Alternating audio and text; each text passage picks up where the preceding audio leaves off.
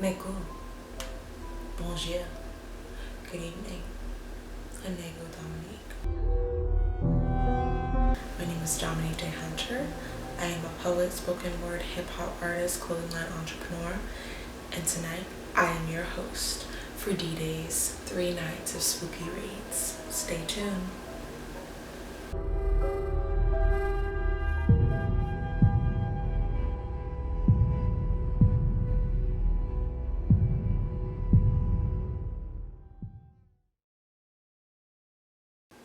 Each evening as we approach the winter solstice, it gets a little darker.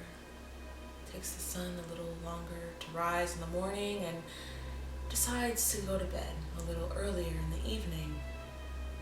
This time, Samhain, or Halloween that we now call it, originated in Ireland. There are many other cultures, though, that represent and that acknowledge this time of the year. This is the time of the year when the veil between the physical and the spiritual realm is much thinner. Strange things happen, and sometimes our ancestors are even known to walk among us. It can be wonderful and beautiful for reunions, but it can also be a time for evil spirits to roam. And that is why it's always wise to keep a very healthy foliage wreath on your door, something full of light, and some type of lights in your window. Anyway, let's get to the story, shall we? This first read is a poem by yours truly, an original DDaye poem. It's one of my favorites, and it's called Onyx.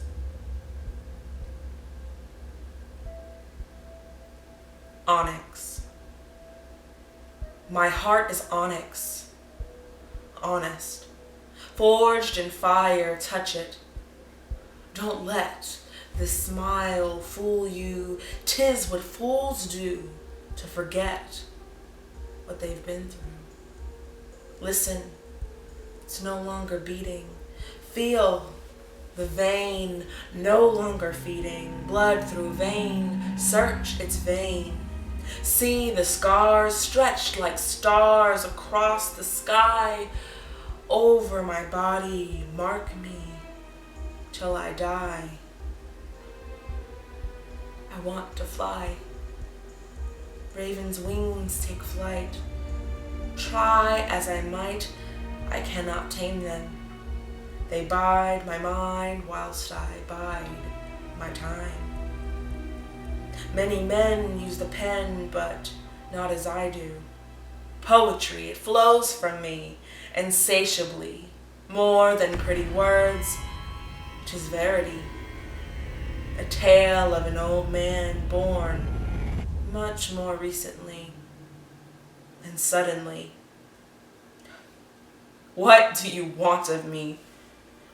Am I not the son you wanted? Bred for war, now haunted. Battle wounds mark me. The November sky darkens. I am an anomaly. I am her berserker. She, my Valkyrie, sweet Valkyrie, save me from the ice-swept steppes and storm-blown wind. Take me, not yet to Valhalla, but back to Yggdrasil, where our roots are buried, to restart my heart and ease the burning. I'll keep watch standing while you bear us our son, who will untie the knots of war. Yet we'll keep our hands strong. Until it is done, the all eye has seen. It has begun. This next piece is called Wolves and Sheep. And it's a little ode that I wrote, an original piece by Dominique Daye.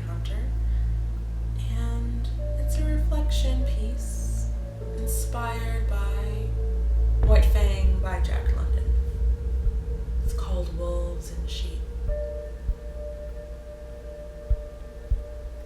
savages as savage greets. In a world filled with hunger, we all gotta eat. Growls scare humans and fire scares beasts. In a world filled with hunger, we all gotta eat. Cannibals shunned to the edge of the trees. In a world filled with hunger, we all gotta eat. Wolf mother rips flesh to give her pups meat. In this world filled with hunger, we've all gotta eat. Four-legged dates kill to mate is the game, no shame if you cheat. In a world filled with hunger, we all gotta eat. Wolves show no mercy, and neither do we. In a world filled with hunger, we all gotta eat. Today I'm the hunter, tomorrow the meat.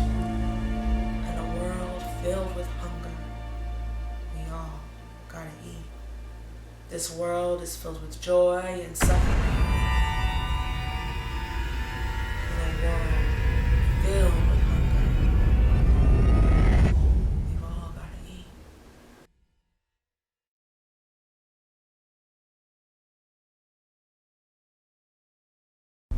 I have quite the surprise for you all this eve that should bring plenty of cackles and glee. This, my friends, is the classic The Raven by Edgar Allan Poe, as read by yours truly, Dominique Daye. Once upon a midnight dreary, while I pondered weak and weary over many a quaint and curious folly of thought lore, while I nodded, nearly napping, suddenly there came a tapping, as if someone rapping at my chamber door. "'Tis some visitor," I muttered, tapping at my chamber door. "Only this and nothing more." Distinctly I remember it was in the bleak December, and each separate dying ember wrought its ghost upon the floor. Eagerly I wished the morrow, vainly I had sought to borrow from my books sucrease of sorrow, sorrow for the lost Lenore, for the rare and radiant maiden whom the angels named Lenore, nameless here forevermore.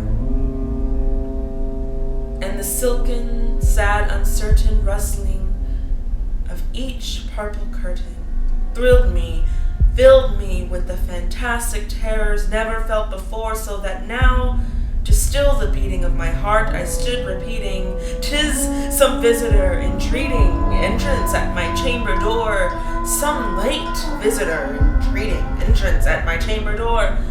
This it is and nothing more." Presently my soul grew stronger, hesitating then no longer. "Sir," I said, "or madam, truly your forgiveness I implore, but the fact is I was napping, and so gently you came a-rapping, and so faintly you came a-tapping at my chamber door, that I scarce was sure I heard you. Here I opened wide the door, darkness there, and nothing more. Deep into that darkness peering, long I stood there, wondering, fearing, doubting, dreaming dreams no mortal ever dared to dream before. But the silence was unbroken, and the stillness gave no token, and the only word there spoken was the whispered word, "Lenore?" This I whispered, and an echo murmured back the word, "Lenore!" Merely this and nothing more. Back into the chamber turning, all my soul within me burning, soon again I heard a tapping, somewhat louder than before. Surely, said I, surely that is something at my window lattice. Let me see then what thereat is, and this mystery explore. Let my heart be still a moment, and this mystery explore. 'Tis the wind and nothing more. 'Tis the wind and nothing more. Open here I flung the shutter, when with many a flirt and flutter in there stepped a stately raven of the saintly days of yore. Not the least obeisance made he, not a moment stopped or stayed he, but with mine, O Lord or Lady, perched above my chamber door, perched upon a bust of Pallas, just above my chamber door, perched and sat, and nothing more. Then this ebony bird beguiling my sad fancy into smiling, by the grave and stern decorum of the countenance it wore. Though thy crest be shorn and shaven, though, I said, art sure, no craven, ghastly, grim, and ancient raven, wandering from the nightly shore, tell me what thy lordly name is on the night's Plutonian shore. Quoth the raven, nevermore. Much I marveled this ungainly fowl to hear discourse so plainly, though its answer little meaning, little relevancy bore. For we cannot help agreeing that no living human being ever yet was blessed with seeing bird above his chamber door, bird or beast upon the sculpted bust of his chamber door, with such a name as Nevermore.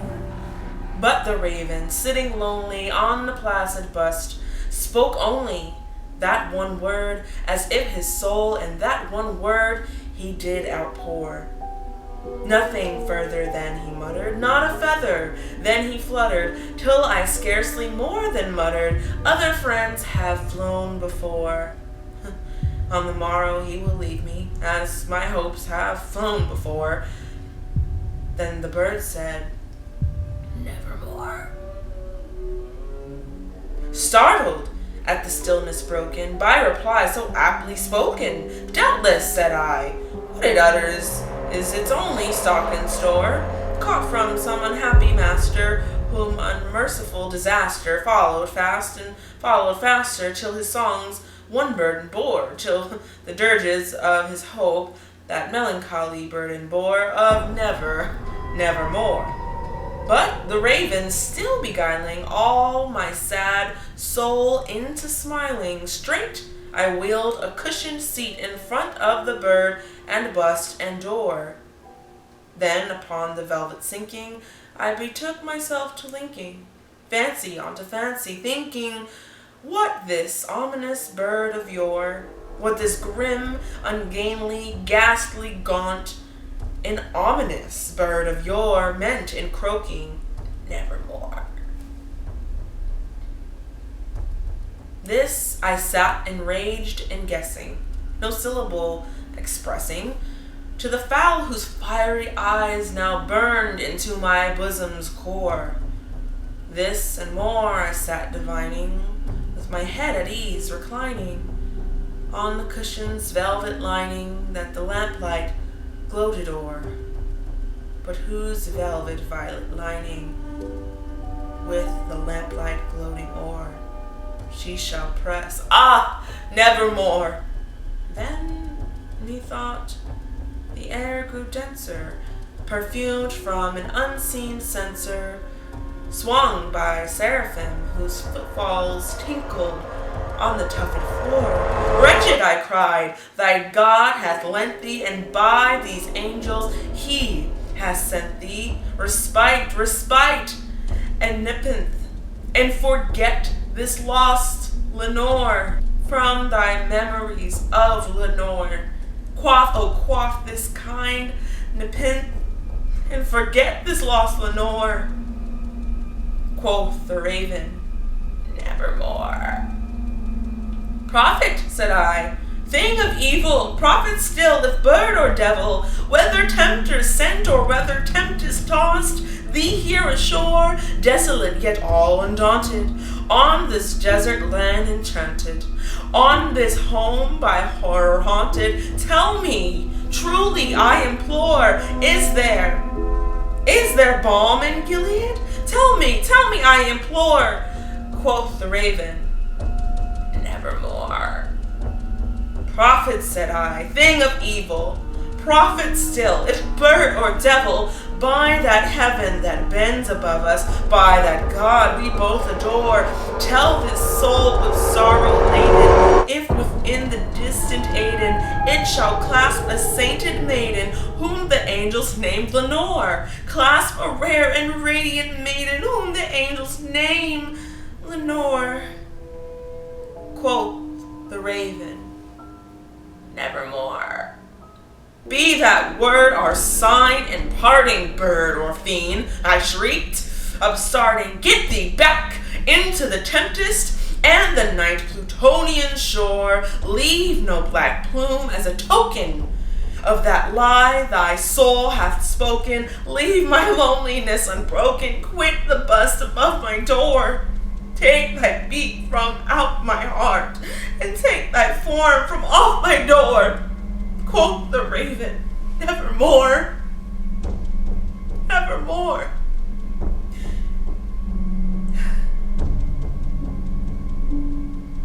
And the raven, never flitting, still is sitting on the pallid bust of Pallas, just above my chamber door, and his eyes have all the seeming of a demon's that is dreaming, and that lamplight o'er him streaming throws his shadow on the floor. And my soul from out that shadow that lies floating on the floor shall be lifted